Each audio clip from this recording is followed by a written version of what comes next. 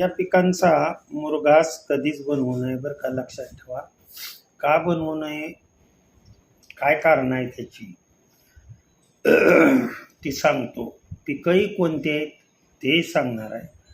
परंतु काही लोक चुकीच्या पद्धतीनं, खूप चुकीच्या पद्धतीनं मुरघास, त्यांना असं वाटतं की पावसाळ्यात जे दिसतंय त्याचं प्रत्येकाचा मुरघास बनवता येतो. परंतु असं नाही बाळांनो, काय. आणि त्याचा परिणाम असा होतो की कायमस्वरूपी खोपच्या खोप वाहून जाते. ध्यानात आलं का तुमच्या? पुन्हा काय काय वेळेला अंगावरची केस जाणं, साईड इफेक्ट म्हणजे जास्त करून त्याचे या मुरघासाचे, याच्यापासून जर तुम्ही मुरघास बनवला तर साईड इफेक्ट जास्त दिसून येतात.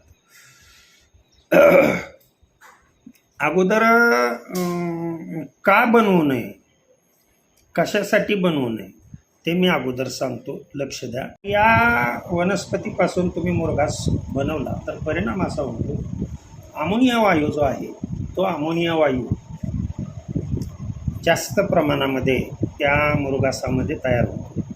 आणि अमोनिया हा गॅस स्वरूपामध्ये त्याच्यामध्ये जमा होत असल्यामुळं या अमोनियाचा वास म्हणजे मोतारीमध्ये ज्या पद्धतीनं वास येतो, आता माहीत आहे सर्वांना मोतारीमध्ये कशा पद्धतीचा वास येतो.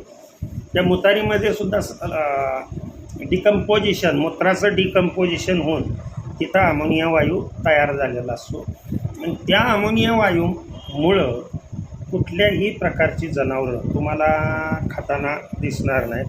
असा मुरघास तुम्हाला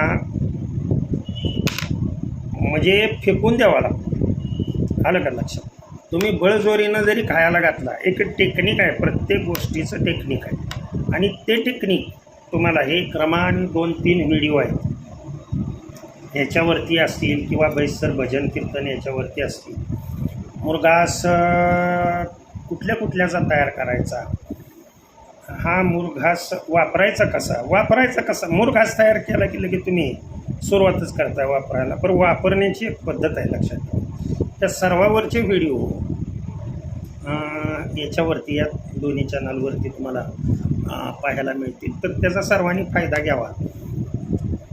तर अमोनिया वायू हा तयार झाल्यामुळं त्या अमोनिया वायूचा त्या मुरघासाला वास येतो. आणि परिणाम असा होतो, लक्षात ठेवा, की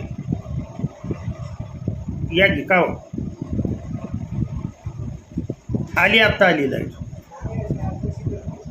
बघा जरा थोडंसं, आत्ता आली.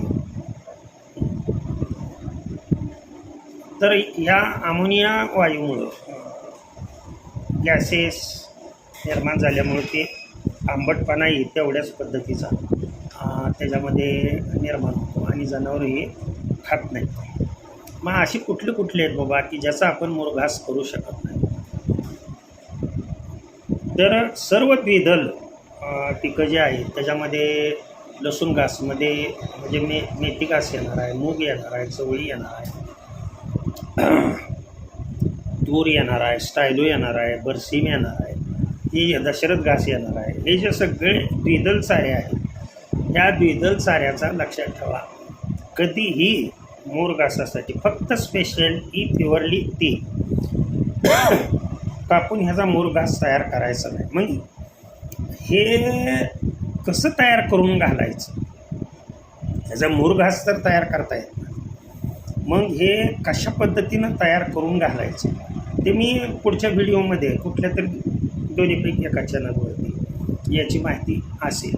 म्हणजे दोन्हीही पद्धतीनं मी शॉर्टली अगदी सांगितलं की मुरघास तयार करून कुठल्याचा मुरघास तयार करायचा नाही आहे. आणि तयार केल्यानंतर त्याचे परिणाम काय होतात, नाविलाज असतो, शेळ्या खाऊन जातात त्या, आणि त्याचे परिणाम हळूहळू दिसू लागतात. आणि ते दिसल्यानंतर सर शेळी माझावर येईना, 6 महिने झालं माझ्या शेळ्या माझावर येईना अशी, किंवा जनावरं माझावर येईना, ह्याला तुम्ही कारणीभूत असतात. तर एवढी काळजी माझ्या मते घ्यायची आणि यांचा मुरघास तयार करायचा नाही. मग आता मुरघास घालावा केव्हा, वेगवेगळे प्रश्न आहेत, वेगवेगळे कमेंट्स आहेत, त्याच्यावरती व्हिडिओ तयार करतो आहे. हा व्हिडिओ मी इथेच थांबवतो. रामकृष्ण हरी, विठ्ठल केशव.